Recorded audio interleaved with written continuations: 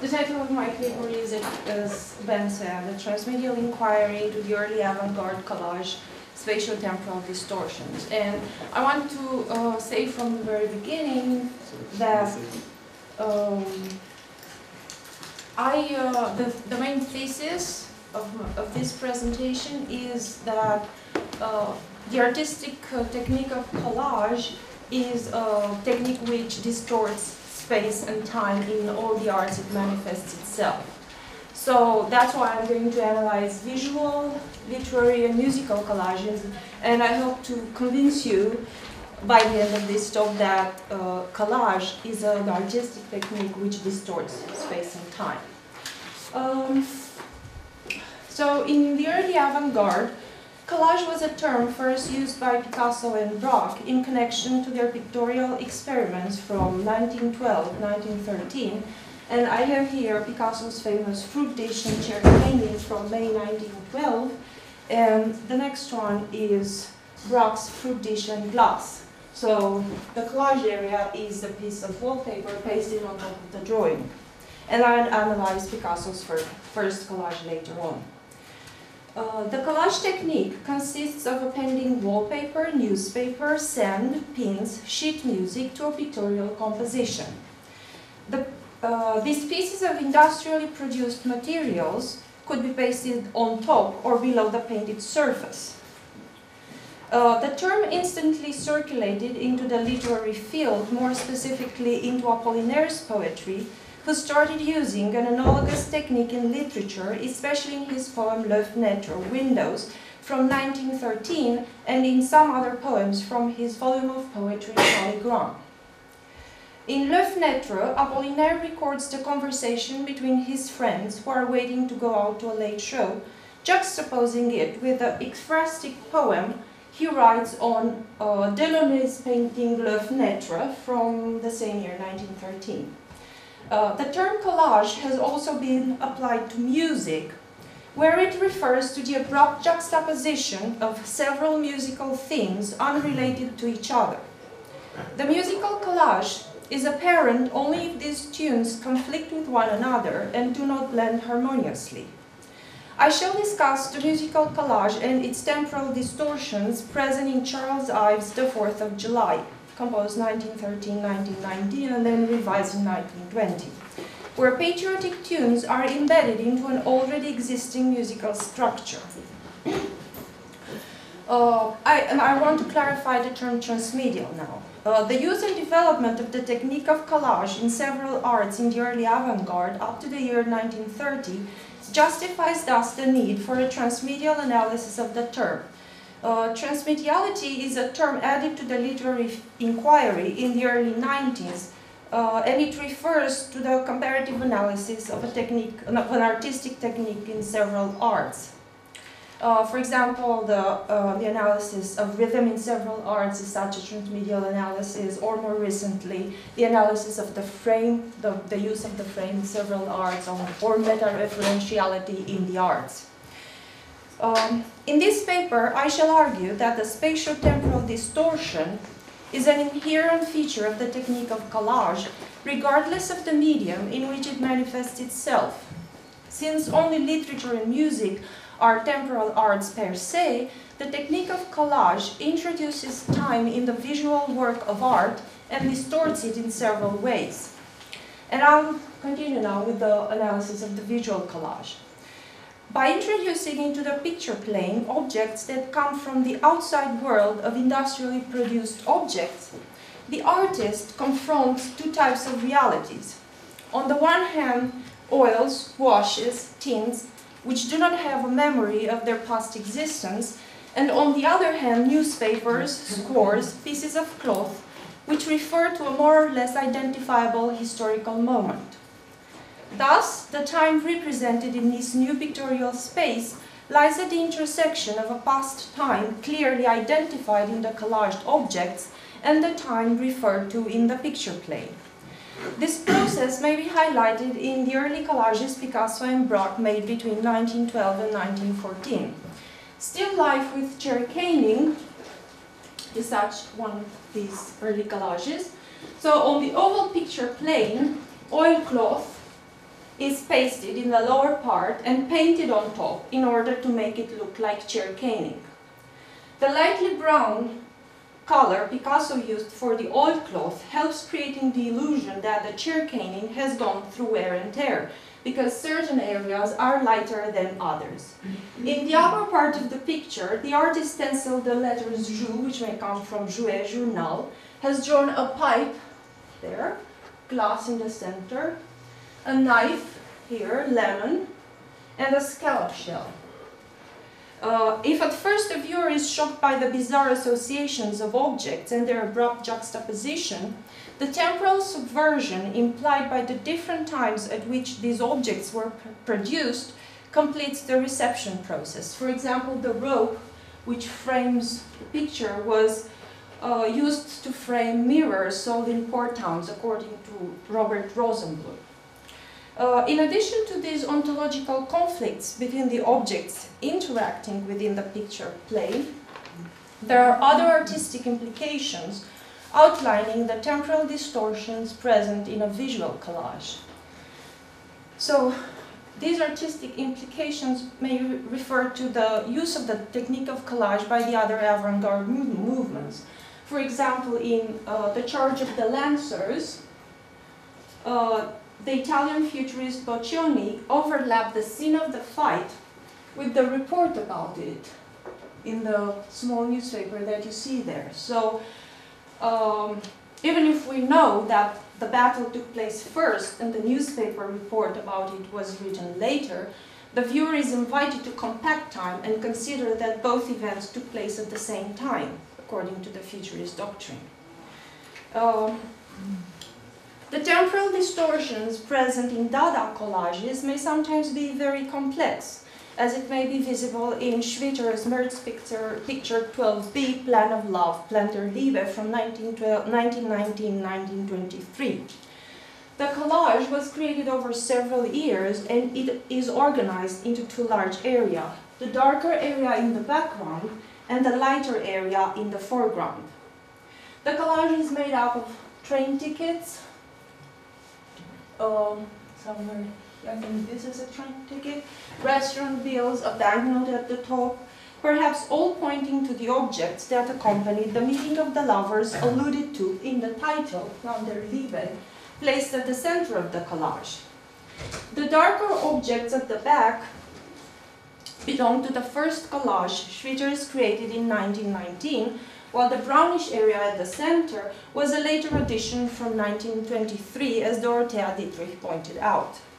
In this way, Schwitter manages to suggest the development of the love story over several years. Elsa Adamovich called the temporal distortions present in René Magritte's surrealist collage L'Esprit à la Forme elliptical narratives. They consist of the total disconnectedness between the objects depicted. The fish, the wine glass, and the bill bouquet, framed by the two curtains, establish a highly improbable space, both in terms of pictorial organization and content.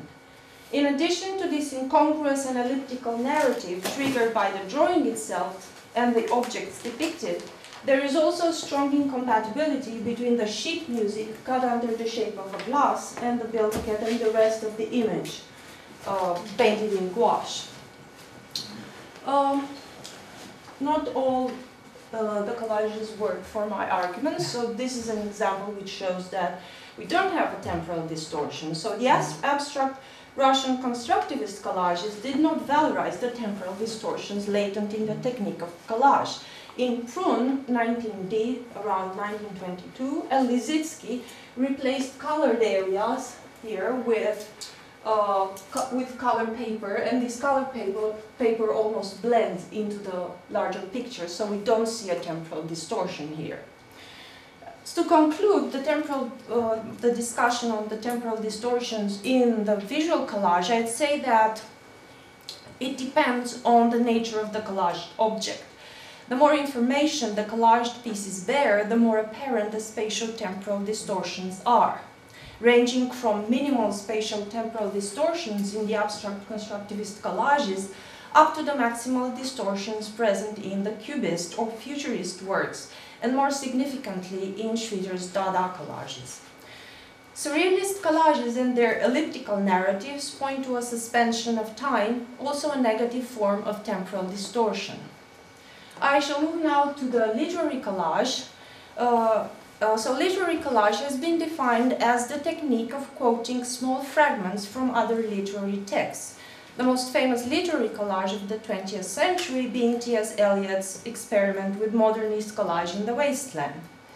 Avant-garde verbal collages are less sophisticated, because the collaged fragments are pieces of conversations, the so-called conversations poems Apollinaire created, and they are made up of real or imaginary conversations heard on the street or in a cafe.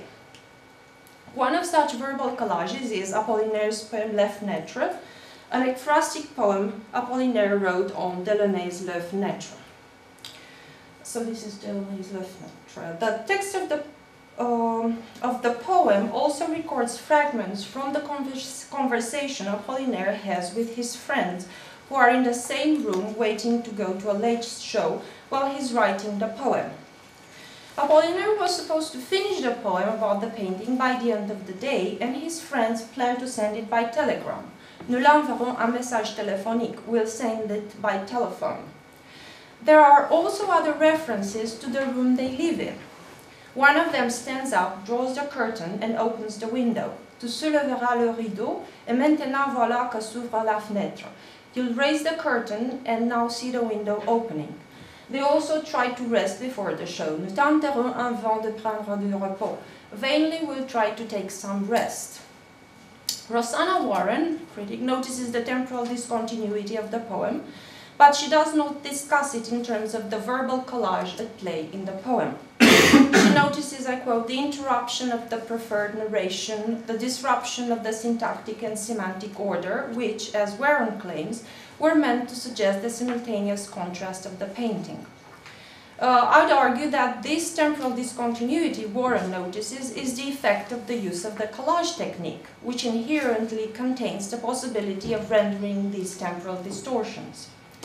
If we take a closer look at Delaunay's painting, the only figurative area is the one to the right-hand side of the picture plane, where we can see from top to bottom the Eiffel Tower, a circular merry-go-round, a street with lamps, and a brown building with rounded windows.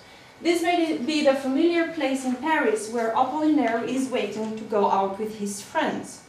The rest of the painting is pure abstraction, and apart from the suggestion of several buildings, like a bridge to the center or two towers here and here, nothing can be truly discerned.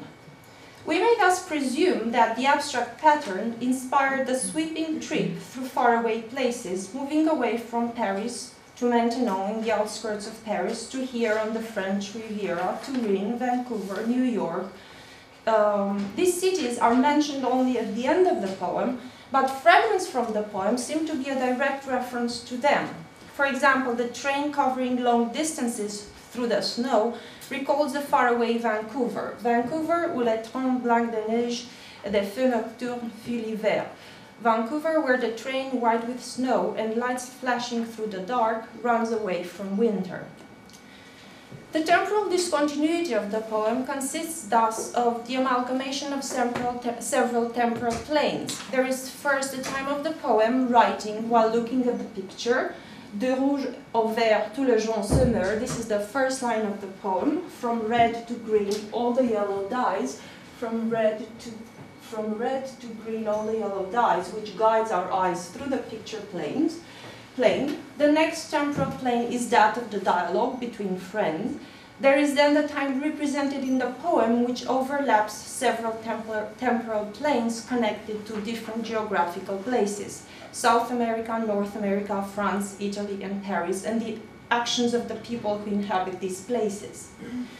Verbal collage, like its visual counterpart, subverts time, cuts across cities and civilizations, and manages to create original poetry. The reader is shocked by the amalgam of angles of vision, the mixtures of times and places, and her first impulse is to try to put order and reconstitute a clear chronology of the text. Such a fixed chronology is impossible to achieve, and it may no longer be essential in understanding avant-garde works of art. So I move now to musical collage, and Peter Burkholder wrote a lot about musical collage. So according to his definition from Grove Dictionary of Music, a musical collage consists of the, I quote, and I have it here so that you can follow it easily, the juxtaposition of multiple quotations, styles or textures so that each element maintains its individuality and the elements are perceived as excerpted from many sources and arranged together rather than sharing common origins. Elements in a collage often differ in key, tempo, texture, meter or tempo, and lack of fit is an important factor in preserving the individuality of each and conveying the impression of a diverse assemblage. Such an example of musical collage is Charles Ives' small piece, The 4th of July, 1913-1919, revised 1920. According to Burkholder's analysis of the piece, the musical collage consists of the later addition of several musical tunes on top of an already existing self-sufficient musical structure. This theory partly relies on Wayne Shirley's analysis of the 4th of July sketch score, which constitutes the basis of the final composition. Shirley noticed that some of the tunes were added later in the compositional process and that the initial musical piece would be self-sufficient without these later additions. 4th of July is made up of a cumulative setting of Columbia, the Gem of the Ocean, and a main counter melody, the Battle Hymn of the Republic. To this basic musical background, I've added over 20 patriotic songs like Marching Through Georgia, hornpipes like Sailor's Hornpipe, Fisher's Hornpipe, Street Beat, Irish tunes, Gary Owen, St. Patrick's Day, Katie Darling, and many other songs from the Civil War era. The additions may sometimes be very short, like two cuckoo calls or military assemble calls. These songs are played out of tune and they clash with each other in order to create what Burkholder calls the process of remembering. Thus the composer suggests the passage of time and the wistful memories of the grown-up remembering the celebration on the 4th of July from his childhood. So now we come to the best part, but we are going to listen to the music and to the individual songs before and after they are introduced in Ives' score. So I was very lucky to find this. It shows the score from measure 97 to 106, and it was made by the San Francisco Symphony Orchestra. And here you see, as I said, that the 4th of July records all these bands playing music on the 4th of July. And the first part is, so the main melody is Columbia, the Gem of the Ocean, which will be played here by the trumpet, and then the counter melody is the Battle Hymn of the Republic, played here by the clarinets. And then there is another counter melody, which is Yankee Doodle. And the actual collaged piece, so the one who was added really later, was Katie Darling. I think I'll just play them individually so that you see how they sound with words, and then in the whole melody, where the words disappear. So this is a form of intermediality by partial reproduction, because the words are, when we listen to the instrumental piece and we know the words of the tunes, we also think of those specific words. So I'll start with the main melody, which is Columbia, the Gem of the Ocean. It should play.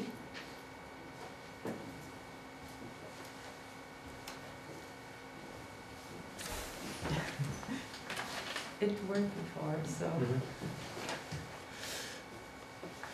Oh, we could just play them on the laptop then.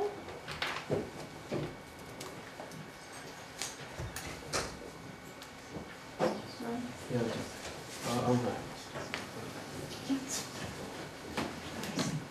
Ready? Yeah.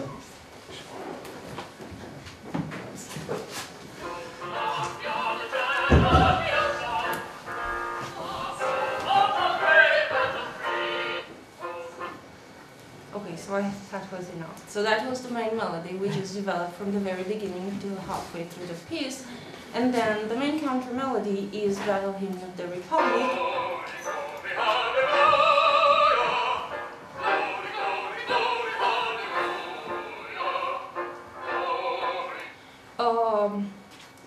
The other counter melody is Yankee Doodle.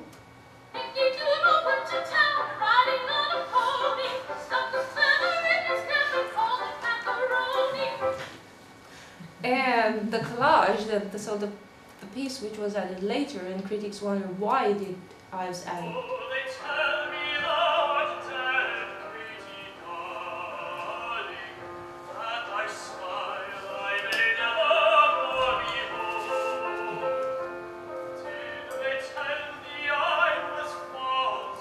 And now we can listen to the whole piece. It is very hard to distinguish these tunes in.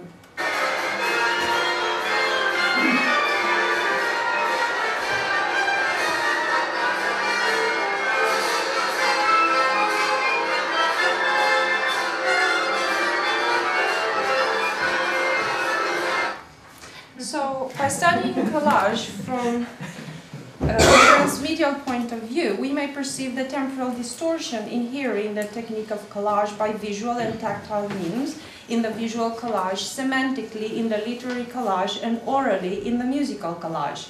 The spatiotemporal subversion is achieved by employing several technical procedures common to all the arts at various degrees. The collage pieces are short, they rapidly follow one another, and they create relatively long series of quotations which must shock the viewer. Other structural elements connected to the specific materiality of each medium further particularize the spatio-temporal distortion in a manner unique to that art. For example, the materiality of the industrially produced object included in the picture plane may only be approximated by verbal and the musical collage.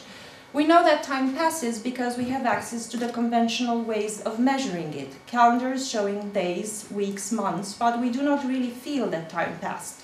For the avant-garde artists who had as their main task that of opening new ways of seeing and thinking, more truthful and less academic than the art of the previous centuries, exposing the passage of time by means of collage was a major achievement.